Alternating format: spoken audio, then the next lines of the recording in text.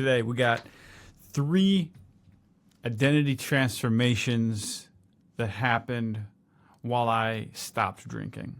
And I actually don't drink. I haven't drank for a year, and I've been on a alcohol-free journey for the last 7 years, doing sober Octobers, dry January, that sort of thing.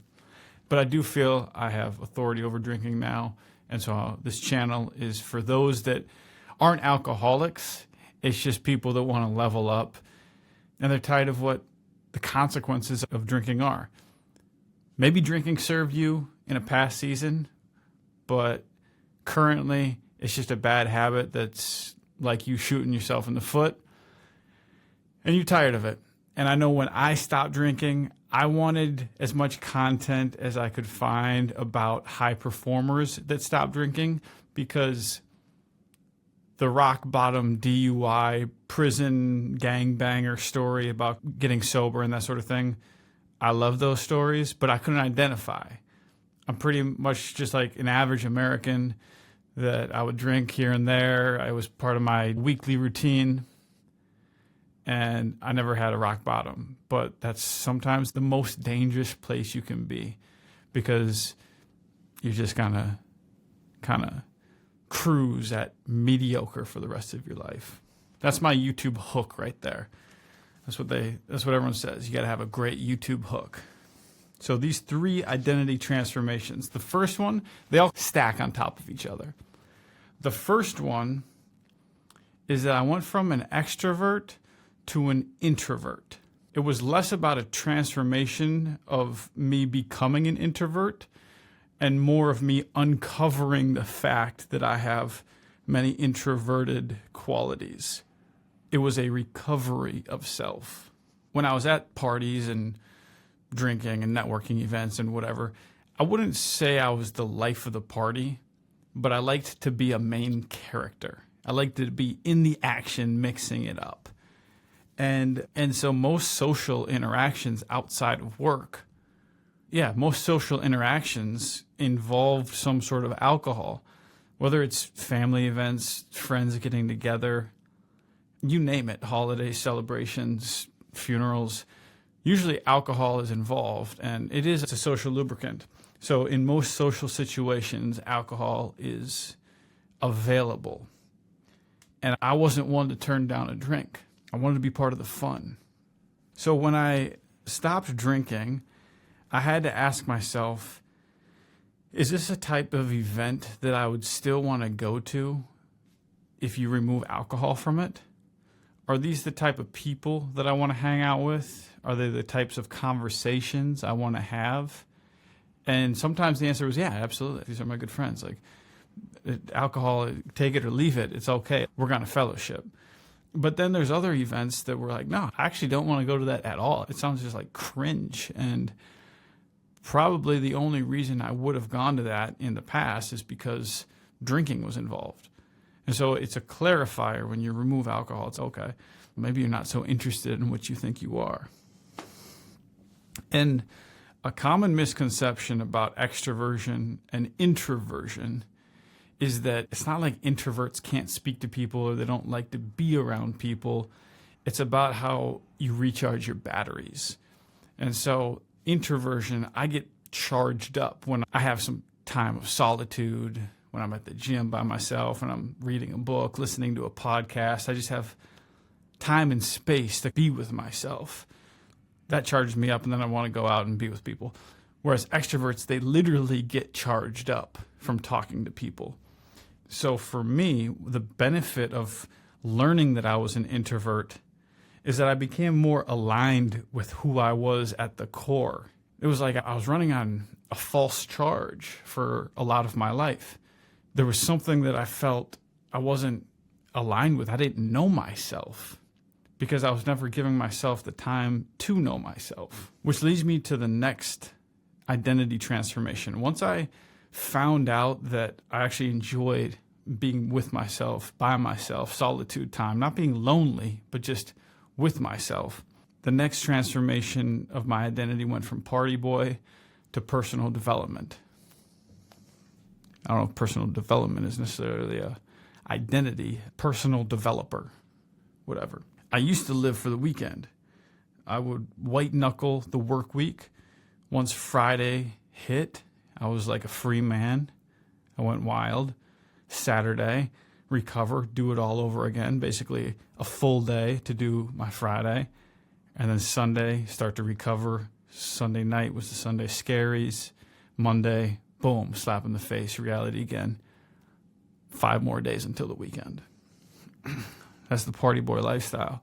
The party boy lifestyle means different things to different people. In a broad sense, I would say it's about living for a future time and then just a short period of time. So whether it's you're living for tonight, or you're living for the weekend, or you're living for this long weekend trip this month, whatever it is, it's that escape.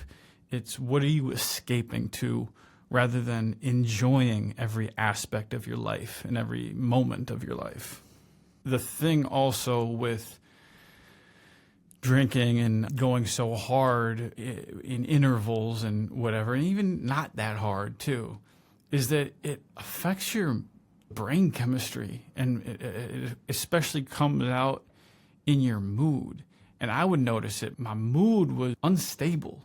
I would feel amazing in the morning, and then by afternoon I was depressed and felt like I was wasting my life. And then I would drink and then I'd feel happy that evening, and then the next morning it was all over the place. I would wake up and I would never know if I'm going to feel good today or if I'm going to feel crappy. And this is part of the party boy lifestyle. That's that identity. I just felt like I was spinning my wheels. I knew there was more. I knew I had potential, but I was just spinning my wheels.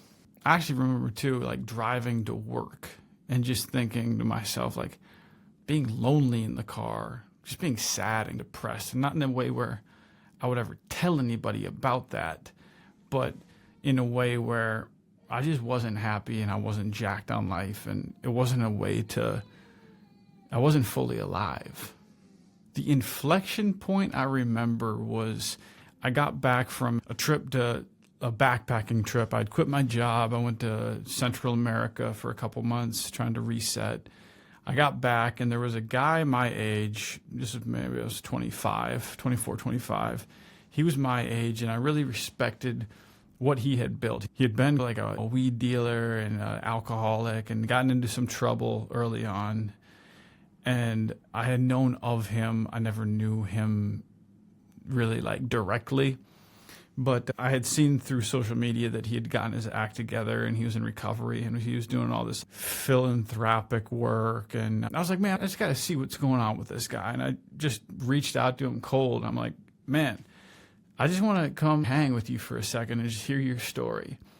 And so I went over there one evening, and he changed my whole perspective on personal development. His apartment was floor to ceiling books. There was little note cards with quotes and affirmations. He was a single guy, and his whole apartment was just like one big personal development dojo. And he gave me one book recommendation. He said Success Principles by, I think, Jack Canfield. I was like, all right. And I got that book. I then moved to Milwaukee for some time to try to, continue finding myself. But I read that book, and that book was the first book that just set me on this whole path. It was like the match. There was all this fuel ready to be consumed and burned, and all I needed was a spark or a match, and that book was it. And I've been a voracious learner ever since. That was 9 years ago. So with the start of the personal development journey, that eventually led me to other parts of development. It led me to going to church and spiritual development. It led me to development in the gym and focusing more on health and exercise. And so it all started to compound in Milwaukee, which I just mentioned. I had a dream of being an entrepreneur, and my brother had started a company that found traction. And so I came on to be the salesperson for that company. It was like I was opening up my own territory, and I had the product, and I was just being the entrepreneurial salesman. I had this identity of I want to be an entrepreneur, but really I was a wantrepreneur. I wasn't really crushing the sales job. I made some sales, but nothing livable. I was driving Uber and Lyft. I was selling plasma. I was picking up odds and ends jobs on Craigslist in the gigs section. And then eventually I got a waitering job at a fine dining Italian spot. Although I was a wantrepreneur, as I'm thinking about it right now, what I did gain from all that stuff, those were all just little hustles. Those are little side hustles. One, I realized how hard it is to actually become a full-fledged entrepreneur or freelancer, whatever you want to call it, solopreneur. But I was tasting the time freedom. And on paper, it's like, what are you doing, man? You have a college degree, but you're hustling these Craigslist jobs and you're driving Uber. What's the deal? And I felt autonomy and I felt agency over my life and my time. And that was powerful. As a wantrepreneur, I would dream up ideas, though, about businesses, about tech startups and stupid little ideas. And I didn't understand how to supply a solution to people that had a problem that was in demand.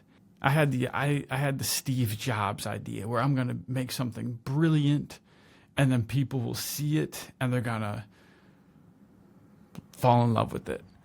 Whereas that's such a small percentage of real entrepreneurship is actually a lot more boring than you would imagine.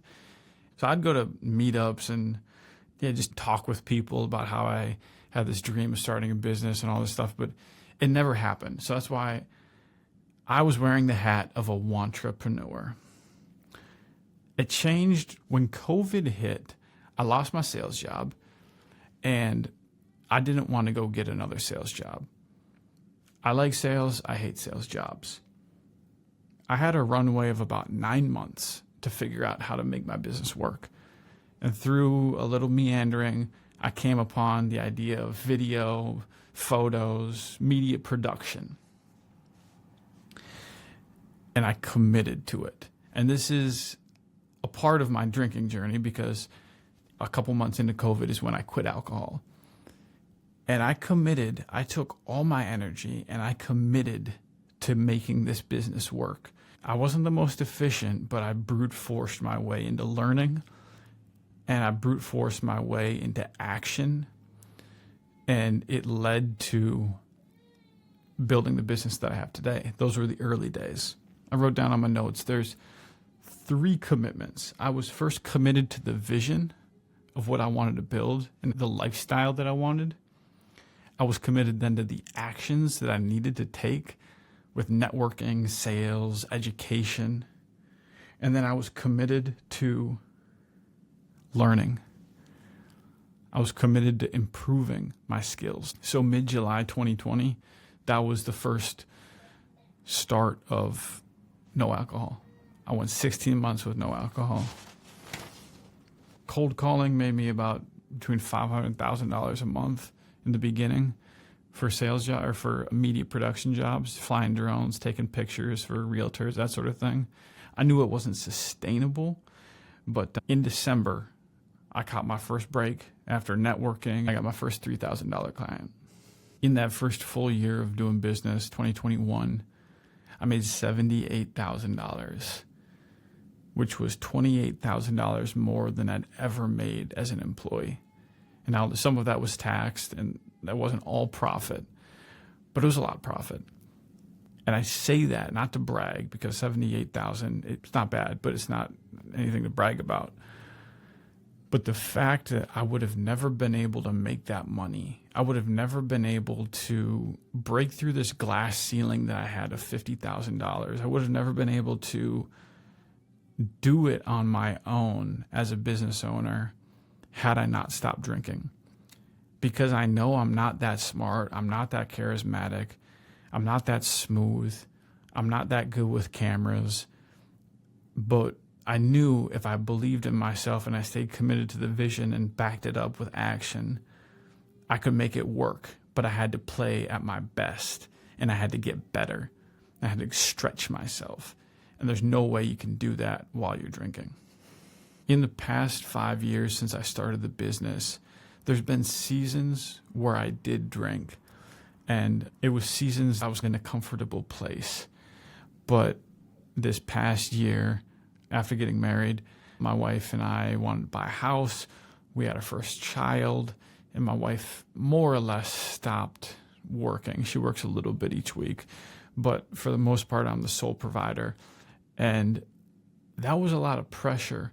And there's no way that I could handle that pressure or rise to the occasion if I'm still drinking. So now my why had been the business. Now my why is my family. And it still is the business too, because we want to have more kids, and that's going to take more money. And I'm going to have to earn more while working less. And that's only going to be possible if I don't start drinking again, which I won't. My baby's crying, so I think I might be a little too loud. I don't know. But I'm going to wrap this up. The 3 identity shifts, extrovert to introvert, party boy to personal development, wantrepreneur to entrepreneur, never happen if I don't stop drinking. Period. It wasn't a black or white where I couldn't ever have a drop of alcohol, but my mindset towards drinking had to change. And it wasn't sustainable. If I wanted to follow through with the transformation, those identity shifts weren't sustainable, or the transformation would have never been complete.